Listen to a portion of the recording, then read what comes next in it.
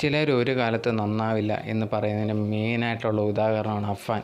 കാരണം എന്ന് പറഞ്ഞാൽ അവൻ്റെ ജീവിതത്തിൽ ആഡംബരമായിട്ട് ജീവിക്കാൻ ഇങ്ങനത്തുള്ള കാര്യങ്ങൾക്ക് കടം വാങ്ങും, അതിനൊക്കെ സപ്പോർട്ടായിട്ട് ഉമ്മ നിൽക്കും, ഇങ്ങനത്തുള്ള കാര്യങ്ങളൊക്കെ നല്ല രീതിയിലാണ് ജീവിച്ചു പോയത്. അത് അവസാനം അവൻ ജയിലാവാനും കാരണക്കാരനായി. ഇപ്പം അവൻ ജയിലിൽ കിടക്കുമ്പോഴത്തേന് വേറൊരു കാര്യം എന്ന് പറഞ്ഞാൽ ജയിലിൽ കിടക്കുന്ന പോലീസുകാരോട് ഇവൻ ഓർഡർ ചെയ്യുവാണ്, ഞാൻ വൈകുന്നേരം ഇങ്ങനത്തെ കഞ്ഞിയോ അങ്ങനത്തെ ഒന്നും കഴിക്കത്തില്ല, ഞാൻ കഴിക്കുവാണെങ്കിൽ പൊറോട്ടയും ചിക്കനും ഒക്കെ മാത്രമേ കഴിക്കൂ, ഞാൻ എന്നും അതാണ് കഴിക്കുന്നത്. ഉച്ചയ്ക്കാണെങ്കിൽ നല്ല മീൻ ചോറ് കറി എല്ലാം അതൊക്കെ മാത്രമേ കഴിക്കത്തുള്ളൂ.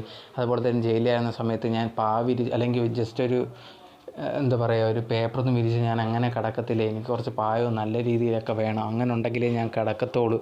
ഇങ്ങനത്തുള്ള കാര്യങ്ങളെല്ലാം പോലീസിനോട് ഇവൻ ഡിമാൻഡ് ചെയ്യുവാണ്.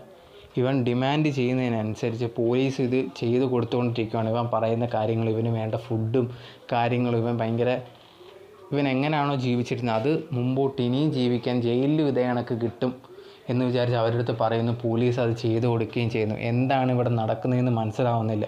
കാരണം പോലീസുകാരുടെ അടുത്ത് ഇത് പറയുമ്പോഴത്തേക്ക് നീ ഇത് കഴിച്ചാൽ മതി, ഇതിന് കുറവ് കൊടുത്താൽ മതി ഫുഡ്. കാരണം അവൻ ചെയ്ത് കൂട്ടിയിട്ടുള്ള കാര്യങ്ങൾ എന്ന് പറയുമ്പോൾ അത്രമാത്രം കാര്യങ്ങളാണ് അവൻ ചെയ്തിട്ടുള്ളത്. അവൻ ഇനിയും ജയിലിൽ കിടക്കുമ്പോൾ അവന് ആവശ്യത്തിനുള്ള എല്ലാ കാര്യങ്ങളും വാങ്ങിച്ചു കൊടുക്കുകയാണെങ്കിൽ പിന്നെ ജയിലെന്തിനാണ്? അവൻ ഇത് തന്നെയല്ലേ തുടരത്തില്ല. അവൻ്റെ ചിന്താഗതി, അവനൊരു കുറ്റബോധം പോലും ഇല്ല. അവൻ്റെ സഹോദരനെ, ആ ഒരു കുഞ്ഞിനെ അത് ചുറ്റി കൊണ്ട് അടിച്ചാണ് കൊന്നത്. എന്നിട്ട് പ്രായമായിട്ട് ഒരു ഉമ്മയുണ്ട്, ആ ഒരു ഉമ്മേനെ അടിച്ച് കൊന്നു.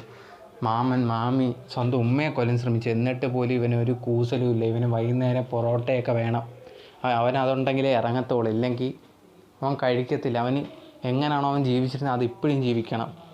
ഇതിന് പോലീസുകാർ ഇത് പറയുമ്പോൾ വാങ്ങിച്ചു കൊടുക്കുകയും ചെയ്യും. എന്തിനാണ് ഇത് വാങ്ങിച്ചു കൊടുക്കുന്നതിനാണ് എനിക്കറിയാൻ വയ്യാത്തത്. എന്തെങ്കിലും പ്രശ്നമുണ്ടോ? അവൻ ഉള്ളത് കഴിക്കാൻ പറയണം, ഉള്ളത് കഴിച്ചാൽ മതി, എന്ത് പ്രശ്നം വരും? അങ്ങനെ എന്തെങ്കിലും അവന് വരുവാണെങ്കിൽ വരട്ടെ. ഇനിയൊക്കെ ഇവനെ പോലുള്ളവരൊക്കെ ജീവിച്ചിരുന്നിട്ട് എന്താണ് കാര്യം? നമുക്ക് മനസ്സിലാവുന്നില്ല. ഇത്രമാത്രം ക്രൂരമായിട്ട് ഒരാളെ മാത്രമല്ല എത്രയോ പേരെ കൊലപ്പെടുത്തി ഇവനൊരു കുറ്റബോധം പോലും ഇല്ല എന്നാണ് എല്ലാവരും പോലീസുകാരുൾപ്പെടെ പറയുന്നത്, കണ്ടവരെല്ലാം പറയുന്ന. ഇവനൊരു കുറ്റബോധം പോലും ഇല്ല. എന്നിട്ട് അവൻ ജീവിച്ച രീതി, പൊറോട്ടയും ചിക്കനും, വൈകിട്ട് ഉച്ചയ്ക്ക് നല്ല ചോറും മീൻ കറിയും, എങ്കിൽ പിന്നെ ജയിലിൽ കൊണ്ടുപോകേണ്ട കാര്യം തറയിലൊന്നും കിടക്കത്തില്ല. അതായത് ജസ്റ്റ് ഒരു പേപ്പറൊന്നും വിരിച്ച് കിടക്കത്തില്ല, പായും കാര്യങ്ങളും വേണം. അങ്ങനെയാണെങ്കിൽ ജസ്റ്റ് ഒരു കട്ടിൽ വാങ്ങിച്ചവന് വേണ്ടി കൊടുക്കണം. പിന്നെ എന്താ പറയണ്ടേ? ഇതിനൊക്കെ എന്താ പറയേണ്ടത്? ഫുഡിന് ആവശ്യത്തിന് അവൻ ഇഷ്ടപ്പെട്ട ഫുഡാണ് കൊടുക്കുന്നത്. ഇങ്ങനെയൊക്കെ പോവുകയാണെങ്കിൽ എന്താണ്? അപ്പോഴത്തേന് ഇവന് പൈസ കൊടുക്കണ്ട. ഇവന് പൈസ കൊടുക്കുക ഗവൺമെൻറ് തന്നെ ഇവൻ്റെ ചിലവ് ഏറ്റെടുത്തേക്കും.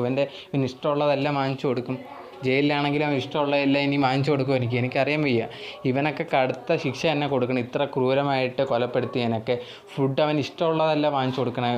കൊടുക്കുന്ന കഴിക്കാൻ പറ്റത്തില്ലെങ്കിൽ നീ കഴിക്കണ്ട എന്ന് തന്നെ പറയണം. ചുമ്മാ ഇങ്ങനെയുള്ളവരെയൊക്കെ എങ്ങനെ ഓരോന്നും ചെയ്ത് കൊടുക്കുമ്പോഴത്തേനും അവന്മാർക്ക് അത് ഇനിയും ചെയ്യാനേ ഉള്ളൂ. അവൻ ജയിലിൽ കിടന്നാലൊന്നും നേരെയാവും തോന്നില്ല ഇങ്ങനെയൊക്കെ പൊയ്ക്കൊണ്ടിരുന്ന.